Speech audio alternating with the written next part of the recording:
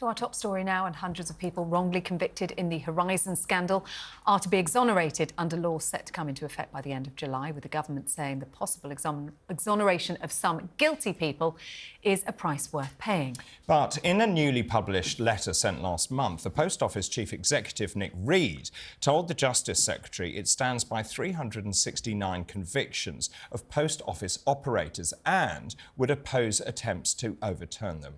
Later on, we'll be joined by wrongly convicted sub-postmaster Seema Misra.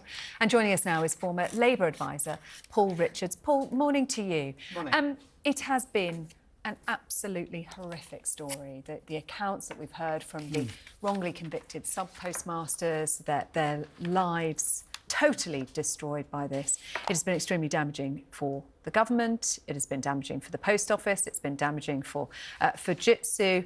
Has the government taken the right action here and says that its decision, OK, we might clear some people who actually were guilty, but you know what? That's a price worth paying at this stage. I think most people would just be thinking, why has it taken so long? Why has it taken so long to get to where we are now, on the brink of some sort of justice being done? But it's just taken decades. And I mean, people have suffered, but some have died without ever having any justice done. So I think it's the right thing to do. I mean, the pushback will be that you may end up exonerating people who happen to be guilty, a very small number, I'm sure. But I think it's such a unique situation. Is so unusual and so egregious that actually that's a price worth paying. So Kevin Hollingray also agrees that it may well be a price worth paying. You said, why has it taken so long? This ran from 1999 till 2024. How much of this worries you in terms of this is Parliament actually superseding any judicial process, which of course is a cornerstone of our democracy? Well, that is a concern, of course. I mean, constitutionally, you know, if Parliament starts overturning the courts, that's quite dangerous. But I think as long as it's set that it's not a precedent, it's a one-off, it is a unique situation dealing with a uniquely terrible injustice, and there are people that just need to know that they're going to get their compensation, they're going to be exonerated, they can walk down the high street again without people looking at them like criminals, then I think the situation is worth having that sort of extreme measure. It is an extreme measure, and ministers have said this is not a precedent, you know, this is a one-off, and I think that's the right approach. Well, what do you make of this letter, David, from the Post Office Chief Executive, Nick Reed, which was written last month at the peak furore after the ITV dramatisation, saying that they believe, they stand by 369 of the 700 convictions brought by the Post Office. I mean, I don't know whether really the Post Office's word stands for anything in this anymore. Well, I think that's the point, isn't it? Why should anyone believe a word they say, any of them? Because they've been covering their backs the whole way through. We know there's been long-term collusion and cover-up and obfuscation and delay, and they're all, you know, up to their necks in it. And I think this is just another example of that. For heaven's sake, just let these people live the rest of their lives out knowing that justice has been done. And the rest of us, you know, as citizens, we need to know that our public institutions are free from this kind of terrible cover-up. And this letter, I think, it should be taken, you know, with a pinch of salt, frankly. And can we just move on to the election, which is coming up very shortly indeed? We've been talking about the Speaker of the House of Commons and the chaos in Parliament. Honestly. Starmer did go and see him.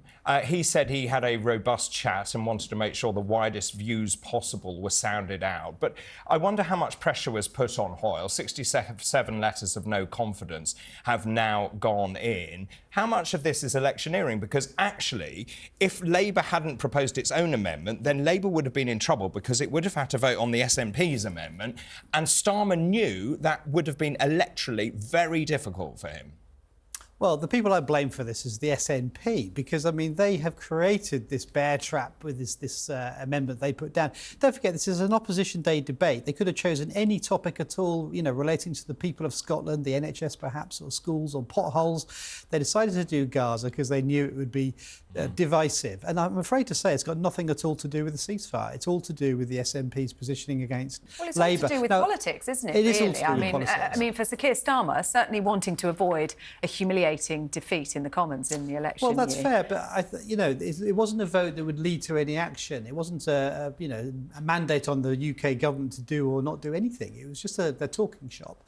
And of course, Starmer went to see the Speaker because the normal run of things is that all the different political parties see the Speaker before a contentious vote. The other parties did not go and see the Speaker. The normal run of play is that's the conversation that has to be had because it was a Labour amendment. So the leader of the Labour Party went to see the Speaker. What does this say about integrity in Parliament? Because obviously, as I said, we have the general election coming up. Labour, the latest poll shows Labour has a very convincing lead, sitting at 46%. I mean, that's an extraordinary lead. We saw the by-elections, what were they last week? We've got also Rochdale coming up. Another very bizarre situation where you've essentially got a candidate who's been disowned by the Labour Party, sitting under Labour Party branding, going into that election. That can't be right.